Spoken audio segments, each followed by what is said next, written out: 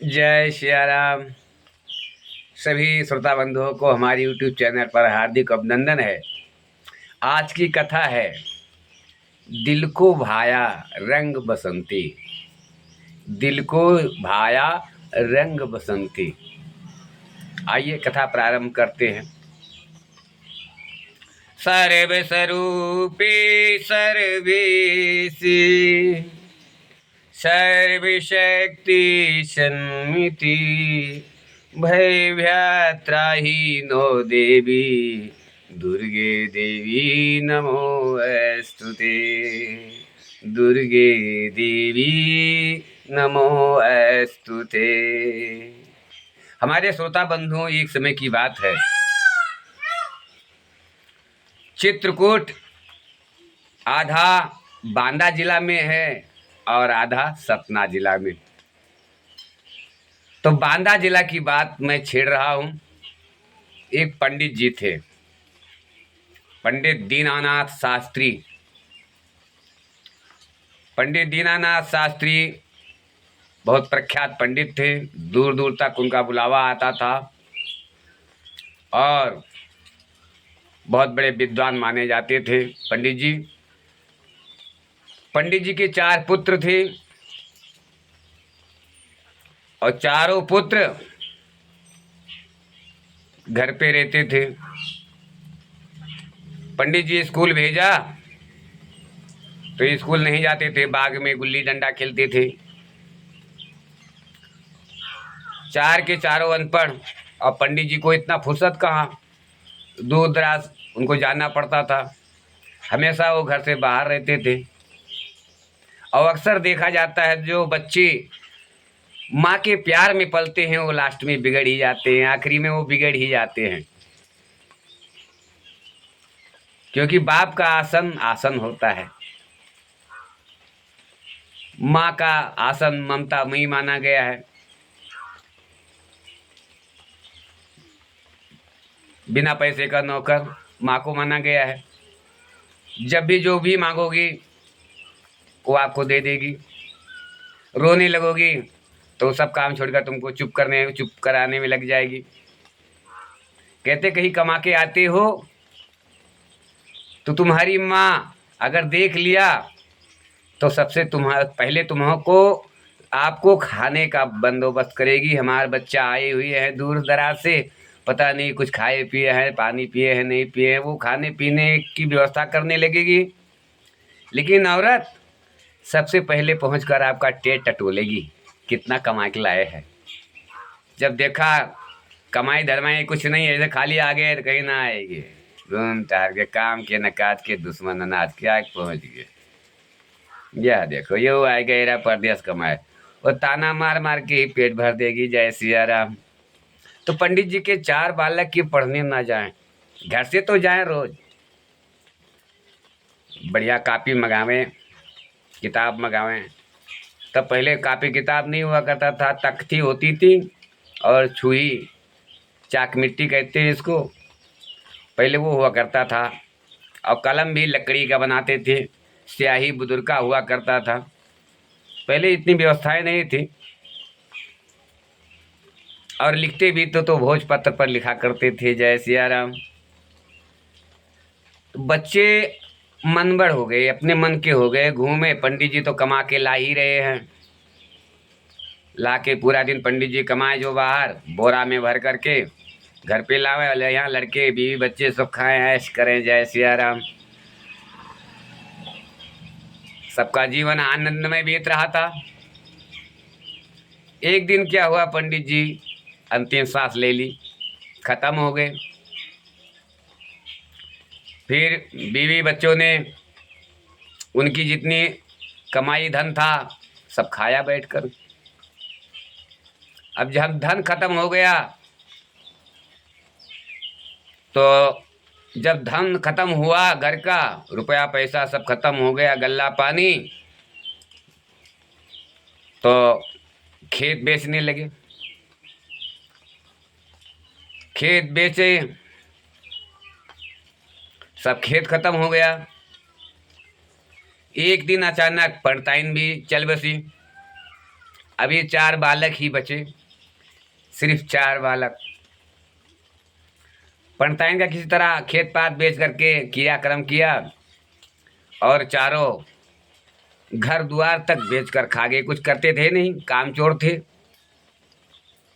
काम तो करना है नहीं, बस चौराहे पर बैठ करके भौकाल ठोकना है और घर पे आकर के बना बनाया मिला खा लिया और खाट पे सो जाना है। जय सिया राम। यही काम है युवाओं का। जय सिया राम। अगर माँ बाप बोल भी दे, कोई काम बोल भी देवे तो उनको तुरंत उल्टे जवाब देते हैं, क्या तुम्हारे हाथ पैर नहीं, तुम खुद कर लो। ये जमाना आ गया है भाई। तो अब चारों बच्चे देखा कि अब हमारे पास कुछ नहीं बचा है, तो बड़े वाले ने कहा कि देखो बाप का कमाया हुआ सब धन नष्ट हो गया, अब हम लोग क्या खाएंगे, कुछ रह भी नहीं गया। तो बीच वाला बोला अरे अरे अभी तो घर तो है। तो तीसरे वाले ने कहा चलो घर भी बेच देते हैं। घर भी बेच दिया और सिर्फ बचा वही पंडित जी का जो पड़ताई वाला कपड़ा था और उनके भगवान वही पोथी पत्रा था। पढ़ने तो आता नहीं। इन चारों ने पंडित जी का भेष बना लिया, पहन लिया कपड़ा, साधु का भेष बना लिया और चारों भिक्षा के लिए निकल पड़े। जहाँ जाएं चारों भिक्षा मांगें और वहीं भोजन बनाएं और प्रसादी पावें, फिर आगे बढ़ लेवें, क्योंकि रहने का तो ठिकाना है नहीं, सब कुछ बेच खा गए पहले ही। जय सिया राम। समय देखिए, समय किसी का इंतजार नहीं करता। समय का बहुत कठिन चक्कर है। देखो कहते हैं कभी रुलाए कभी हंसाए, समया सबसे बड़ी, बिना बिरी की गाड़ी है ये, बिना बिरी की गाड़ी, बिना बिरी की गाड़ी है ये, बिना बिरी की गाड़ी। कभी रुलाए कभी हंसाए, कभी रुलाए कभी हंसाए, समया सबसे बड़ी, बिना बिरे की गाड़ी है ये, बिना बिरे की गाड़ी।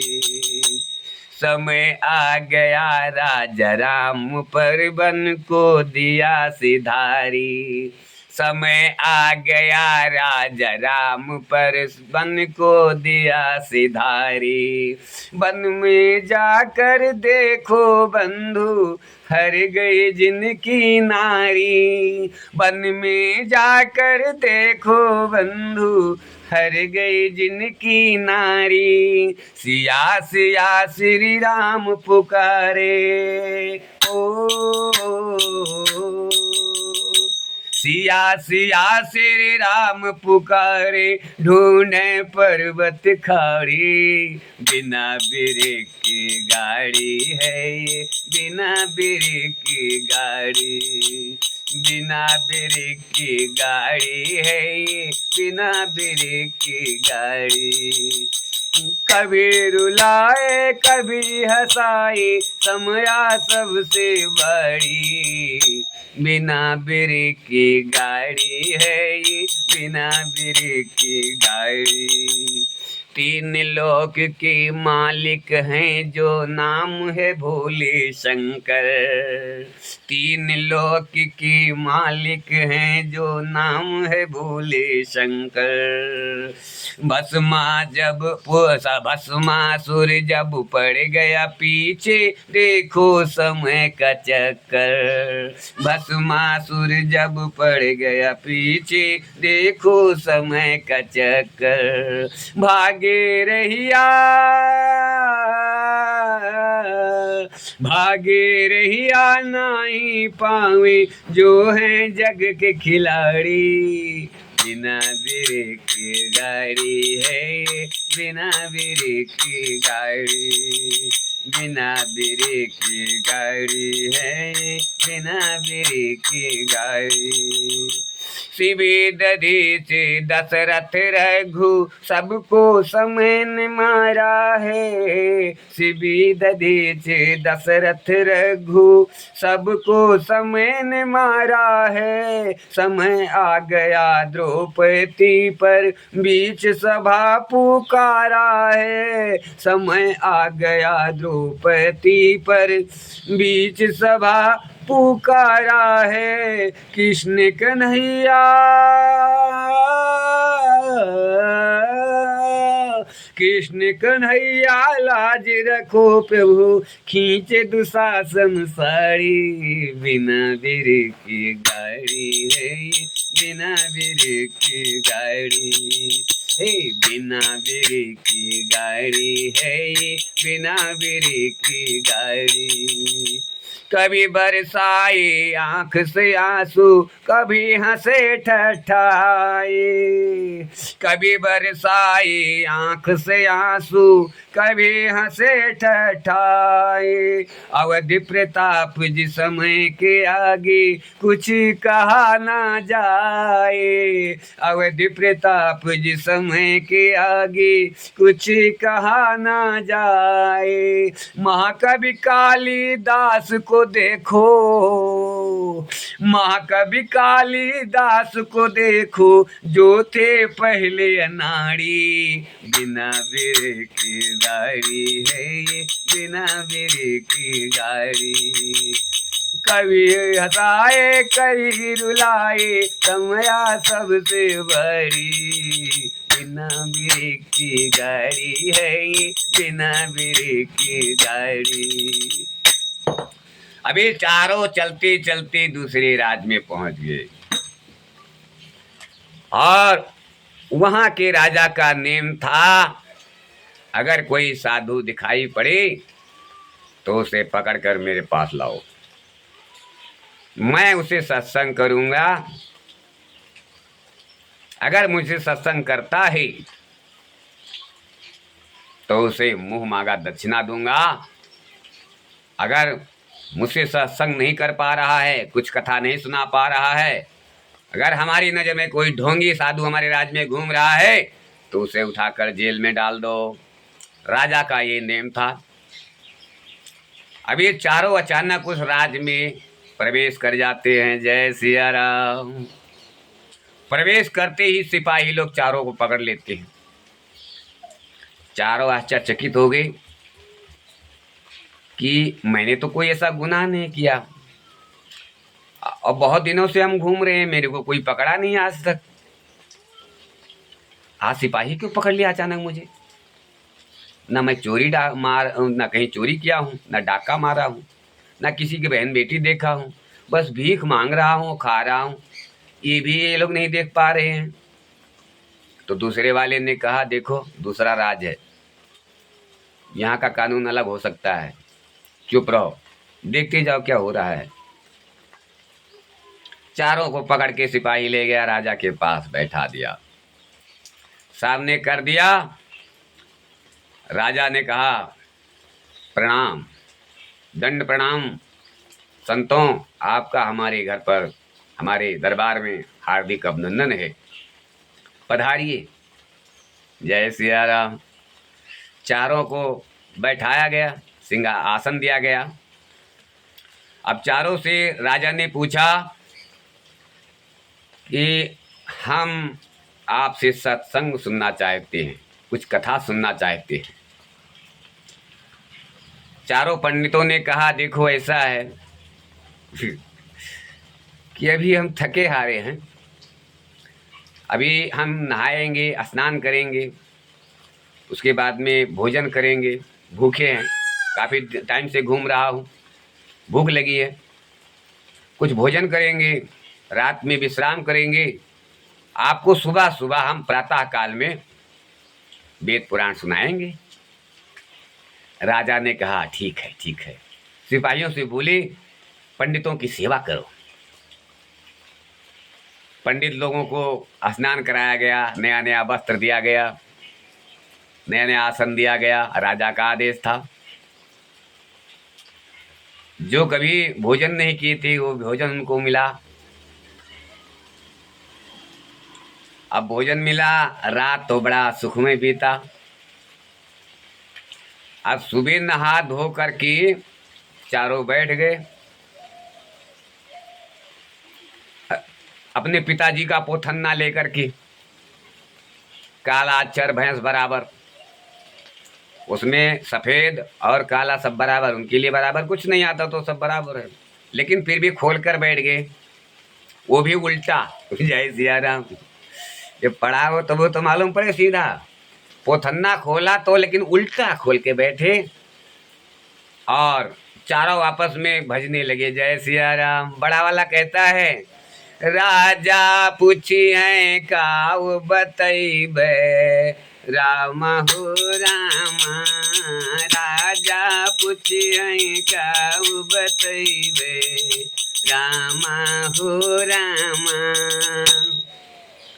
तो उसने उनसे छोटा वाला बोला, जैसे तू वैसे हम हूँ रामा हो रामा।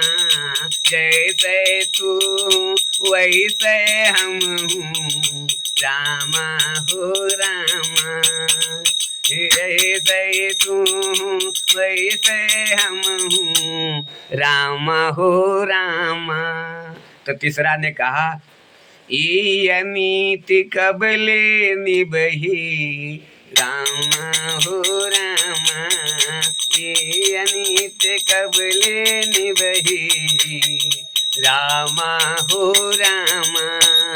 तो चौथे वाले ने कहा, सबसे छोटे वाले ने कहा, अरे जब ले निभही तब ले खाब, नहीं तो अपने घर का जाब रामा हो रामा। जब लग निभे तब लग खाब, नहीं तो अपने घर का जाब राम हो रामा। अब चारों का एक ही रट लगा हुआ है। वेद पढ़ रहे हैं, चारों वेद पढ़ रहे हैं। ऋग्वेद, यजुर्वेद, सामवेद, अथर्ववेद, 18 पुराण, 6 शास्त्र एक तरफ से पढ़ते जा रहे हैं। क्या? राजा पूछिए काऊ बतैबे रामा हो रामा। जैसे तू वैसे हम हूँ रामा हो रामा। अनीत कबले निभही रामा हो रामा। जब ले निभही तब ले खाओ, नहीं तो अपने घर का जाब रामा हो रामा। सिपाहियों ने देखा, बोले तो कौन सी वेद की बात पढ़ रहा है, ये कौन सी वेद पुराण की कथा है। राजा को खबर करना चाहिए। सिपाही गया राजा के पास, बोला, हे राजन, आपके यहाँ अनुष्ठान प्रारंभ हो चुका है। जय सिया राम। और वो चारों जो साधु आए हुए थे, वो भजन में, अध्ययन में इतना बिजी हैं कि कोई बात सुनने को राजी नहीं है। वो कहीं नहीं देख रहे हैं। अद्भुत लीला है, चले दिखाएं। अद्भुत अद्भुत संतों का दर्शन हो रहा है आज आपको, आइए। राजा बोले, चलो चलो देखें। काफी दिनों से मेरे कान तरस रहे थे, आज इन वेद पुराण को सुनकर मेरे कान के मूर्छा छूट जाएंगे। जय सिया राम। राजा आए तो क्या देख रहे हैं? वो चारों देख नहीं रहे, अपने में मगन हैं। बड़ा वाला कहता है, राजा पूछिए काऊ बतैबे रामा हो रामा। उससे छोटा वाला, जैसे तू वैसे हम हूँ रामा हो रामा। तीसरा वाला, ये नीति कबले निभही रामा हो रामा। चौथा वाला, जब ले निभही तब ले खाब, नहीं तो अपने घर का जाब, रामा हो रामा। राजा बोले वाकई में इतनी सुंदर कथा तो मैं पहली बार सुन रहा हूं। अब इनको इतना बड़ा दक्षिणा दे दो कि जिंदगी भर ये जेल में सड़ते रहें। जय सिया राम। चारों को उठा करके जेल में डाल दो। ऐसे ढोंगी साधुओं की तो हमारी खोज है। ऐसे संत पूरे संत समाज को बर्बाद कर रहे हैं। संत और असंत में कोई फर्क ही नहीं रह गया। आज देखा जा रहा है कुछ बेरोजगार हैं, कुछ रोजी रोटी नहीं मिली तो चलो गिरवा धारण कर लिया, लेकिन स्वभाव का रंगा, मन ना रंगायो, मन ना रंगायो, रंगायो जोगी कपड़ा, मन ना रंगायो, रंगायो जोगी कपड़ा। दाढ़ी बढ़ायो, जटा बढ़ायो, दाढ़ी बढ़ायो, बाल बढ़ायो, देख मुँह लागे जैसे बकरा, मन ना रंगायो, रंगायो जोगी कपड़ा। आजकल ऐसे संत ज्यादा देखने को मिलते हैं। अब चारों को उठा करके जेल में डाल दिया गया। अब चारों तरफ हल्ला हो गया कि राजा के जेल में चार संत कैद हैं। भगवान से रहा नहीं गया, नारायण से रहा नहीं गया। नारायण ने ब्राह्मण का भेष बना करके उस राज में पहुंच गए। सिपाहियों ने उनको पकड़ा, बोला चलो हमारे राजा के पास। उनको भी राजा के पास लाया गया। राजा ने बोला आदेश गुरु आदेश, बैठिए सत्संग सुनाइए, पहले पानी पीजिए महाराज। भगवान संत रूपी भगवान ने कहा अरे तुम्हारे राज में मैं पानी नहीं पीऊंगा, तुम घोर अन्यायी राजा है। चार संतों को तुमने जेल में क्यों डाला, पहले मेरे प्रश्नों का उत्तर दो। राजा तक पकाया, बोला वो चारों संत नहीं ढोंगी हैं। भगवान ने कहा तुमको ढोंगी कहने का कौन आदेश दिया, आपको ढोंगी कहने का हक किसने दिया। वो चारों संत हैं, दान नहीं दे पाए, तुम भी उनकी पहले फोड़ दिया। संतों का कितना बड़ा अपमान हो रहा है देश में कि चार संत जेल में क्यों डाला जेल में। राजा ने कहा महाराज वो चारों संत हैं, देखो क्या क्या कह रहे थे। अरे उल्टा सीधा वो ना वेद आता है, ना पुराण आता है, ना कथा आता है, दुनिया को लूट के खा रहे हैं। भगवान ने कहा मैं नहीं मानता, पहले बुलाओ उनको। चारों को जेल से निकाला गया। अब सिपाही जब गए लेने तो चारों ने सोचा लगता फांसी होने वाली है। जय सिया राम। बहुत घबराई और छोटे वाले पंडित ने तो सुसु भी कर दिया। जय सिया राम। उन डर के मारे गए, अब दादा लगता है फांसी होने वाली है। तो अब गए काम से, अच्छा खासा मांग खा रहे थे और अब इस राज में आने के बाद लगता है जान भी जाएगी। जय सिया राम। चारों थर कांपती हुई आई। भगवान ने कहा कांपना बंद करो, पहले सीधे खड़े हो जाओ, क्यों डाला गया तुमको जेल में। चारों ने कहा भगवान राजा ने डाल दिया है, मैंने तो ऐसा कोई गुनाह नहीं किया था। भगवान ने कहा राजा से राजन बताओ इन्हें जेल में क्यों डाला गया। बोले पहला वाला ने पूछो क्या पढ़ रहा था। भगवान ने पूछा क्या पढ़ रहे थे तुम। बोले प्रभु मैं पढ़ रहा था राजा पूछे काव बतेबे रामा हो रामा।